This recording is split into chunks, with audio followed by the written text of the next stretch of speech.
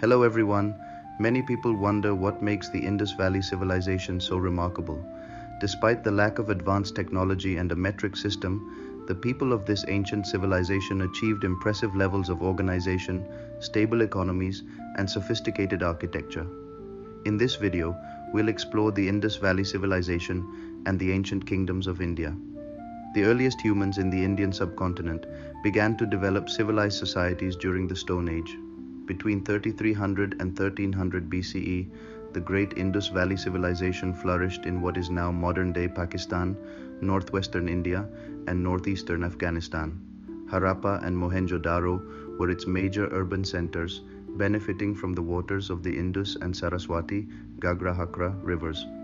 The Harappans demonstrated advanced architecture with dockyards, granaries, warehouses, brick platforms, and protective walls, which likely shielded them from floods and conflicts.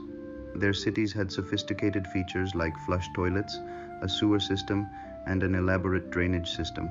Some buildings were equipped with wind catchers for air conditioning, and Mohenjo-daro featured a great public bath.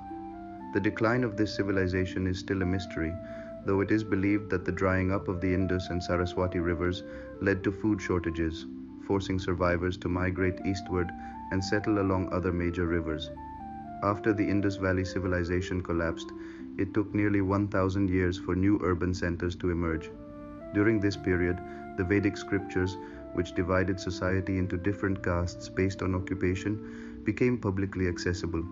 Initially, this system worked well, but later texts like the Manusmriti and the actions of higher caste individuals in power changed this system, assigning status and privileges based on birth and creating rigid social divisions.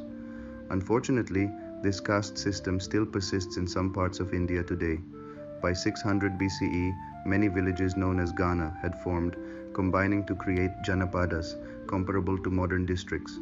These Janapadas merged to form Mahajanapadas, similar to modern states. There were 16 Mahajanapadas in the Indian subcontinents, including Anga, Magada, Vriji, Mala, Chedi, Vatsa, Kosala, Kuru, Panchala, Matsya, Avanti, Surasena, Asmaka, Kashi, Gandhara, and Cambodia. 15 were in North India, with Asmaka in the south, situated on the banks of the Godavari River. Avanti, with capitals Ujjayini and Mahismati, was the most powerful Mahajanapada. Mala and Vriji followed democratic rule, while the rest were monarchies. The kingdoms were often at war, striving to control the fertile lower banks of the Gangetic plains. Only Vatsa, Avanti, Magada, and Kosala survived the ancient era. Magada, frequently mentioned in the Ramayana and Mahabharata, was ruled first by Brihadrata, followed by his son Jarasandha, who fought many battles against Lord Krishna and Balarama. Although I refer to these stories as myths, I believe they are part of our history, supported by archaeological evidence.